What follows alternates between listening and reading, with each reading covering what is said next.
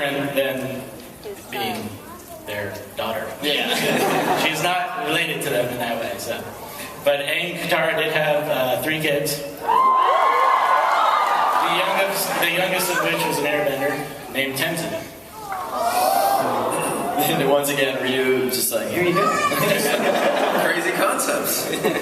So we knew, as Brian said, Korra has learned water, earth, and fire, but she has yet to be able to do airbending at all. So in this series, one of her missions is to train with Tenzin and study airbending with him in Republic City. We created a little kind of sanctuary in the bay of Republic City, which is called Air Temple Island, and that's where Tenzin and his family live.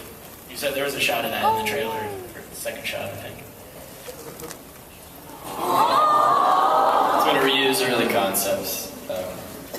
Crazy colors, always. Yeah, if you let Ryu color it, it's going to be some crazy trip. No offense, Ryu. No, Ryu, love it.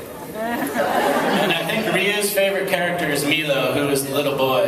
There was a lot of speculation when we did the signing last year. Ryu was drawing Milo on the posters, and everyone was like, who is this Milo? So I was trying to rein in the colors. But this ended up becoming kind of the template for Tenzin, as you'll see moving forward. I remember when you did this sketch, this was sort of, it just kind of clicked at this point. These guys draw all digitally. Since the last series ended and they went to work on other projects and they came back all on Cintiq. So I was that was the other thing, just trying to draw like them anyways is hard, but then trying to do it digitally, so I was just trying to do this. So there's Milo. And the inspiration for Milo is my good friend and former professor, Christopher Moss, former Rizzi professor. He has this crazy little son who, when Mike and I visited him in Amsterdam, was just crawling all over him and like, we're like, man, we gotta make that kid a character. So Tenzin is like, he's a very serious kind of guy, but when his kids get all crazy on him, he can be very funny.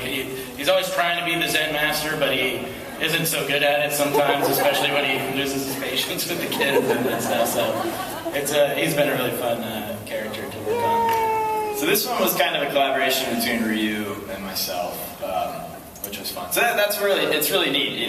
Different characters with different pairings, or sometimes one of us will just get it right off the bat. Mostly Ryu, but we kind of did this one together. And this is Pema, Tenzin's wife, and she's currently pregnant. And she's sort of given birth to 3 airbenders so far, and they're all driving her a little crazy. Yeah, she herself is not a bender. So.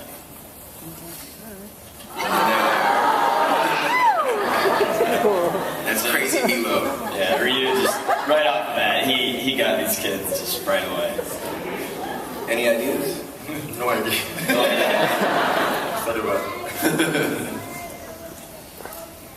It's Janora. She's kind of the bookworm of the group. She's the oldest. And there's her color. So they're in training. They're all in training. Person said that like 10 times.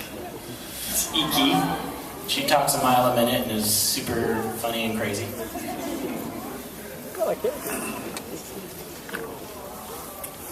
Reuse beautiful expressions again, and just sort of figuring out the volumes of the head. One thing that always amazes me that Ryu does, and it's become a term that we use all the time in our productions, called far eye. And it's something that I have huge trouble with, but it's when you can just see the eyelash when the head's turned 3/4 enough away from the view of the camera, and you can see on Iki down there, you can just see her eyelash. It amazes me that he knows to draw an eyelash there, because I would never do it. There's Milo.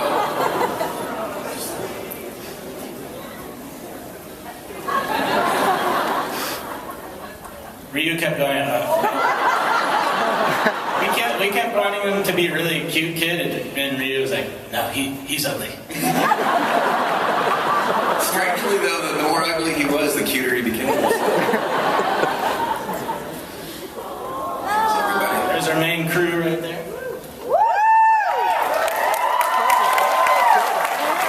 That's me in Ryu's eyes as a silverback gorilla.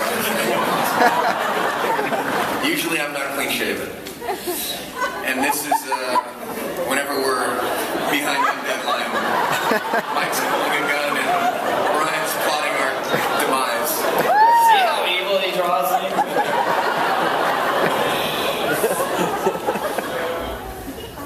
I don't know what that means. So this is the revolution that you might have read about. This is an early concept I did of the revolutionary leader, this creepy guy Amon. He's masked. So Joaquin and I paired up on this one, and he sort of did the whole costume and the body, and I worked on the mask with him. This was Brian taking what I had done previously and really refining it and making it uber creepy and dark and super sinister. Trying to bring it in a little more into like the slightly steampunk kind of 1920s vibe, like sort of motorcycle gear, you know. And this was the final model sheet that Joaquin and I did together. Yep. There he is. Very creepy. So this is a really bad drawing of what was initially supposed to be the concept for his henchmen, the chi blockers. So you know, like Ski blockers, they're like Tylee, basically. Tylee. They're wrong. So that discipline of blocking a person's chi paths to make them stop bending kind of spread. Well, I mean, we had this idea that it's pretty ancient. It's kind of like this ancient order that's always been kind of cloaked, you know, in secret. So. And now there's this group of anti-benders who are using it to combat the benders of Republic City. So this was Ryu sort of refining more of a ninja take on it. Just trying to, just kicking around ideas so they're all really loose, gestural. Just getting a little closer, playing with some crazy shapes for masks. They're really cool looking, but I think we were going for something a little more simple and a little more easy to animate. Oh, this was pretty early on too, Yeah, these are all there. Yeah. There's so much like steampunk mask type stuff, especially in video game viz dev, as people like to say. That's right. So yeah, we tried to do like a slightly more steampunk twist on it. Yeah, so the goggles. Yeah, Joaquin had this cool take on this, bringing the mouthpiece instead of down here like you see in most video games, like more of kind of like a top knot like you might see in like ancient, Chinese costumes and stuff. So these are the chi blockers. Yeah, this was just a big collaboration. Yeah. Mostly Ryu and Joaquin.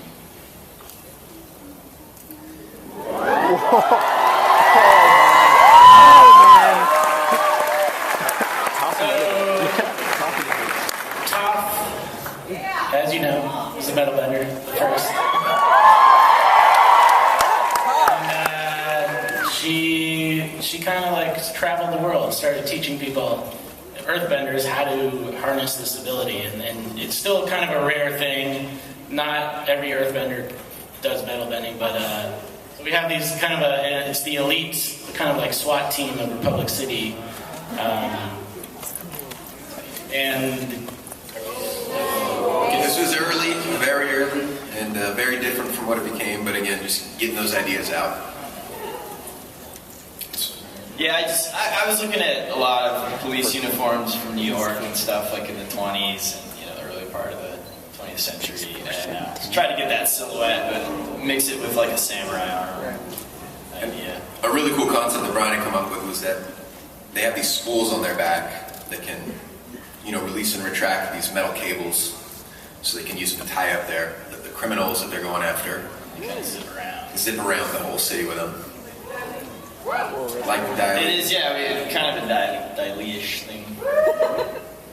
And then, so Toph's, this is Toph's daughter, Chief Bayhawk.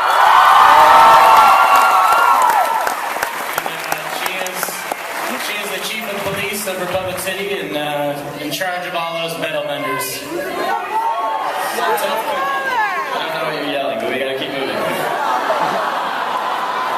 Alright, so very early on, the network was just like, yeah, do whatever you want. And we were like, all right. And then they were like, what are you guys doing? So we had to do some concepts to show them what we were doing. So there's this whole thing that we were really excited, especially Joaquin and I, being huge mixed martial arts fans. We're really excited about this concept of pro bending.